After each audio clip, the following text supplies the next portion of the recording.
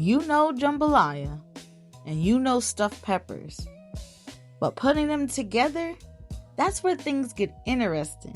All that bold, smoky flavor packed right into a pepper. It's familiar, but it eats completely different. What's up, my people? You pulled up hungry, and I kept it warm for you.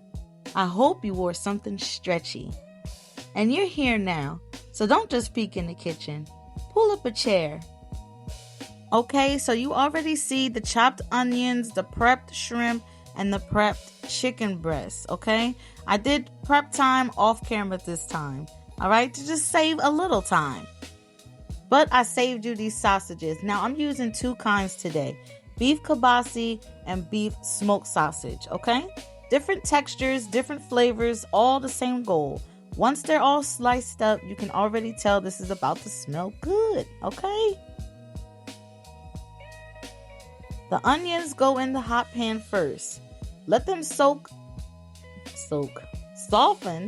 and get a little color. That's the smell that starts filling up the kitchen, okay? Now, after the onions already softened and start smelling good, let's start putting in those sausages. Now, could you do it separately? Of course. But in my opinion, letting the onions and sausage cook together means the flavor builds faster and you're not washing extra pans, okay? So go ahead and stir it all around. Let it do what it does, all right? And while that's working, let's move on to the chicken. All right, we're going to season it up your way, okay? Unless you want to do it this way, which is everything under the lineup, okay? Now, get in there with your hands, of course. Make sure every piece of that chicken is coated, all right? Now set that aside and do the same thing for this shrimp. Season, rub it in, and let it sit for a second, okay?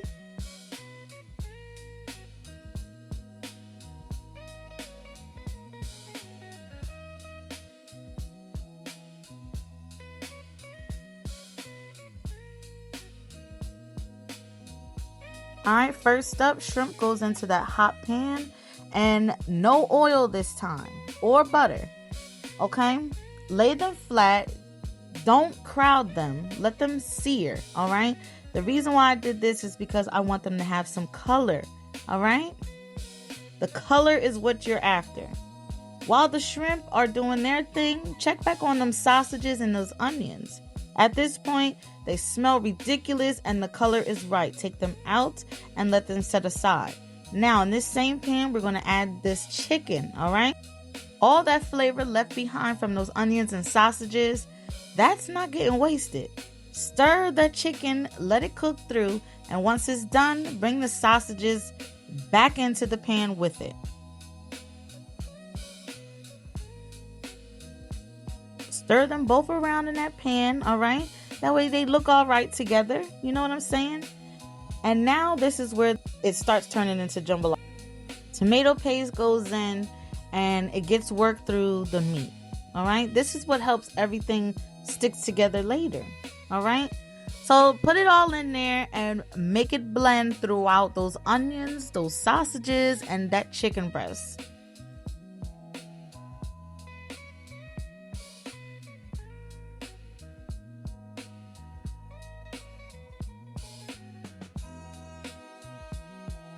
Once all that is blended nicely, then let's add in the tomato sauce and then the broth, all right? Stir it, let it all come together.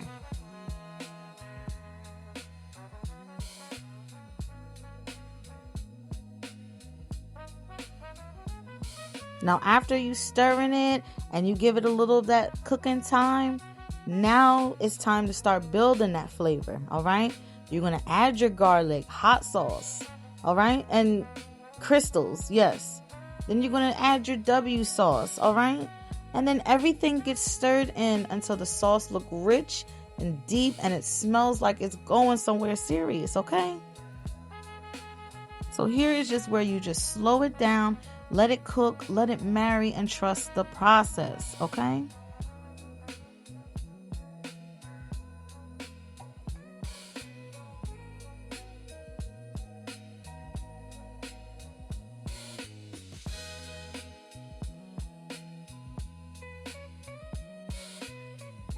Now, after everybody wanted a taste test of your sauce, in goes that rice, all right? Stir it slowly, that way every grain gets coated. This is how rice turns into jambalaya rice, not just rice with stuff on it, okay? Also, come back and check on it once in a while because that rice is going to soak up all that liquid, okay? And if you need to add more liquid, go ahead. We don't want no hard rice, but then don't add too much because we don't want our rice soggy either. While you're letting that cook, go ahead and start prepping your peppers. Cut the tops off, clean out the seeds, and wash them real good, okay?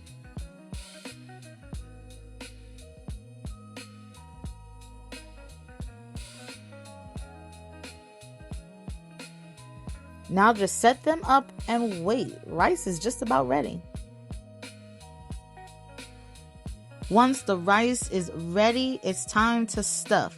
Spoon the jambalaya right into each pepper. Pack it in, but don't force it. All right? We don't want the peppers to break or fall over in the oven.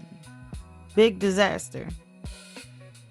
Now you'll notice something. There's no shrimp mixed into this rice. That's on purpose. My son is allergic to shellfish, so his peppers were set aside earlier. And this right here, this is where the shrimp's going on top. Same meal, just handled with care, okay?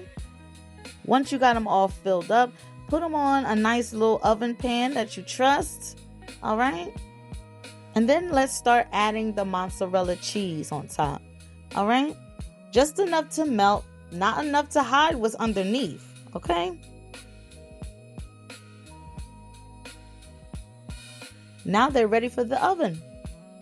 And in there, the peppers soften, the cheese melts, and everything tightens up just right. And now they're done. Look at that. The peppers are tender, the tops are golden, and those green onions on top bring it just all together, all right?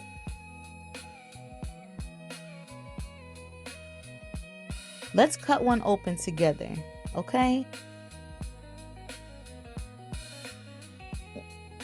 You can see the rice, the meat, okay? Everything's layered like it's supposed to be. This is stuffed peppers, but it's also jambalaya. Familiar, but different. And if you're wondering what I cook with, I drop my favorite tools in the description. The same ones I use right here in my kitchen, so you can vibe with me at home. Thank you for being a part of this. Next time, bring somebody with you. Comfort like that don't come once. I got plenty more where that came from.